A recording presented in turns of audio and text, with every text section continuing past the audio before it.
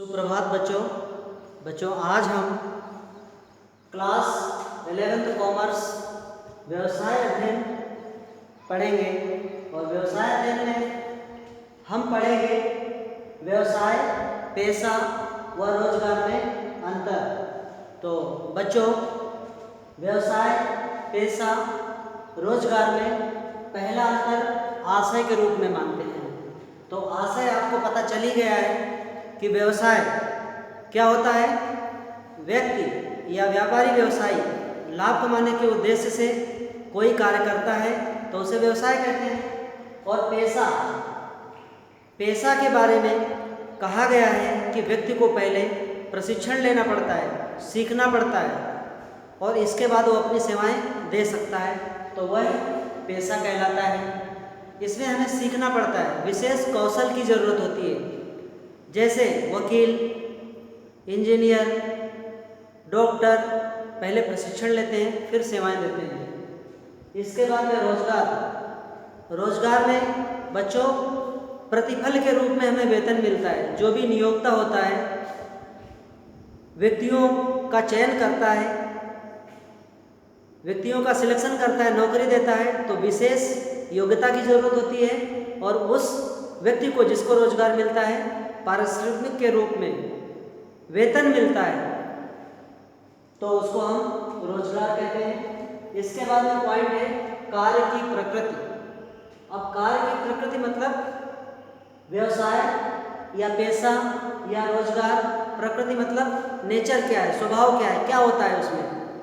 तो बच्चों, व्यवसाय में या तो वस्तुओं का सृजन होता है, कच्चे माल से पक्का माल बनाया जाता है, या फिर वस्तुओं का क्रय विक्रय होता है। मतलब हम बोल सकते हैं या तो वस्तुएं बनाई जाती हैं या तो वस्तुओं का क्रय विक्रय होता है। पेशा में व्यक्ति प्रशिक्षण लेता है और उसके पास सर्टिफिकेट भी होना चाहिए। जैसे डॉक्टर है तो उसके पास डिग्री, प्रमाणित सर्टिफिकेट होना चाहिए, फिर वो अपनी सेवाएं दे सकता है। इसके बाद में रोजगार में क्या होता है, प्रतिफल स्वरूप उसको क्या मिलता है, वेतन मिलता है। जबकि पेशा में शुल्क मिलता है, फीस होती है, डॉक्टर की फीस होती है, वकील की फीस होती है। इसके बाद में पॉइंट है प्रतिफल। तो प्रतिफल में क्या होता है, व्यवसायी को लाभ प्राप्त होता है, पेशेवर व्यक्ति को शुल्क मिलता है और रोजगार में वेतन मिलता है। इसके बाद में पॉइंट है जोखिम।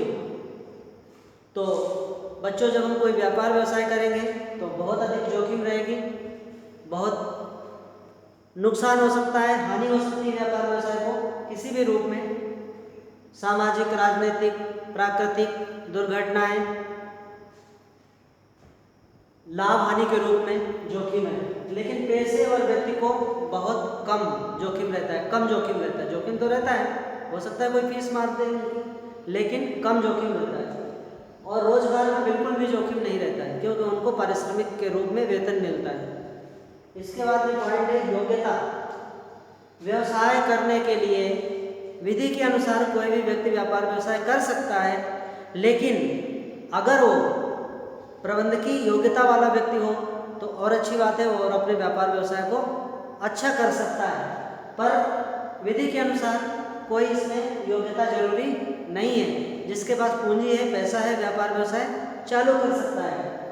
पेशा में क्या होता है, जो पेशेवर व्यक्ति होते हैं जैसे डॉक्टर, इंजीनियर, टीचर्स, इसमें योग्यता की जरूरत होती है, प्रमाणित सर्टिफिकेट होगा तभी वो अपनी सेवाएं दे पाएंगे। इसके बाद में रोजगार में भी योग्यता की जरूरत होती है। जो नियोक्ता होता है, कर्मचारियों को जो सिलेक्ट करता है, जो संस्था होती है जो व्यक्तियों को रोजगार देती है, तो उसके कार्य के अनुसार योग्यता देखी जाती है। तो इसमें योग्यता की जरूरत होती है। बच्चों, अब हम व्यापार के वर्गीकरण को पढ़ेंगे। व्यापार का एक वर्गीकरण होता है, उसका एक पैमाना होता है, छोटा रूप या बड़ा रूप। तो वर्गीकरण में हम व्यापार के वर्गीकरण को पहले दो भागों में बांटेंगे। एक है देशी व्यापार, दूसरा है विदेशी व्यापार। जब हम अपने देश के अंदर ही व्यापार व्यवसाय करते हैं वस्तुओं का क्रय विक्रय करते हैं तो देसी व्यापार कहलाता है। और अगर हम दूसरे देशों को माल भेजेंगे या दूसरे देशों से माल मंगाएंगे तो वो विदेशी व्यापार कहलाता है। फिर देसी व्यापार का वर्गीकरण क्षेत्र के आधार पर और मात्रा के आधार पर। ऐसे ही विदेशी व्यापार का वर्गीकरण 3 प्रकार का है: आयात व्यापार, निर्यात व्यापार और पुनर्निर्यात व्यापार। तो हम सबसे पहले देखेंगे देसी व्यापार का वर्गीकरण क्षेत्र के आधार पर और मात्रा के आधार पर। क्षेत्र के आधार पर सबसे पहला पॉइंट है स्थानीय व्यापार। स्थानीय व्यापार क्या होता है? जो हमारे स्थानीय बाजार होता है या एक जिले का बाजार होता है जहाँ पर ग्राहक वहीं के स्थानीय होते हैं, आते हैं, वस्तुओं का क्रय विक्रय करते हैं, तो हम ऐसे व्यापार को स्थानीय व्यापार कहते हैं। प्रांतीय व्यापार क्या होता है? ऐसा व्यापार जब एक राज्य के अंदर क्रेता और विक्रेता घूमते हैं, माल खरीदने बेचने के लिए जाते हैं एक राज्य के अंदर, तो हम उसको प्रांतीय व्यापार कहते हैं। राष्ट्रीय व्यापार ऐसा व्यापार जब एक देश के अंदर क्रेता और विक्रेता घूमते हैं, जाते हैं, माल खरीदते हैं या माल बेचते हैं पूरे देश में। जब क्रेता और विक्रेता पूरे देश में घूम घूम कर माल को खरीदते हैं, माल को बेचते हैं, तो वह राष्ट्रीय व्यापार कहलाता है। इसके बाद में है मात्रा के आधार पर। मात्रा के आधार पर व्यापार को 2 भागों में बांटा गया है: थोक व्यापार और फुटकर व्यापार। अब थोक व्यापार क्या होता है? थोक व्यापारी भारी मात्रा में माल को खरीदते हैं, ज़्यादा मात्रा में।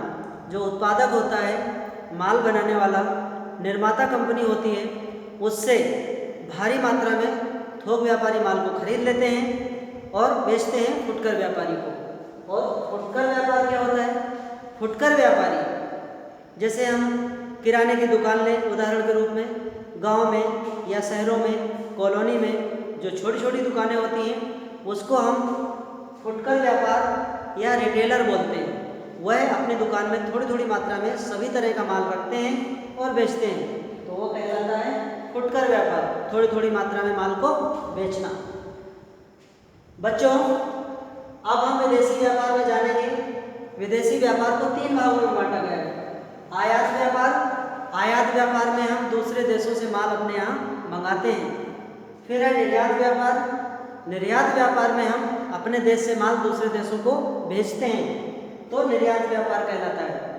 फिर है पुनर्निर्यात व्यापार।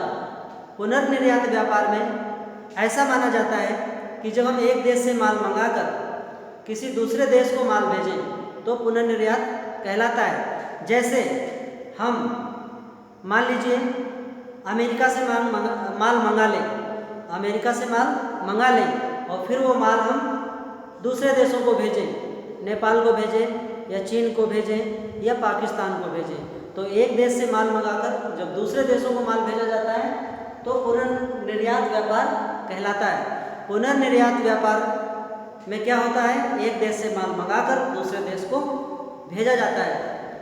बच्चों, आज के वीडियो में बस इतना ही। Thank you, have a nice day.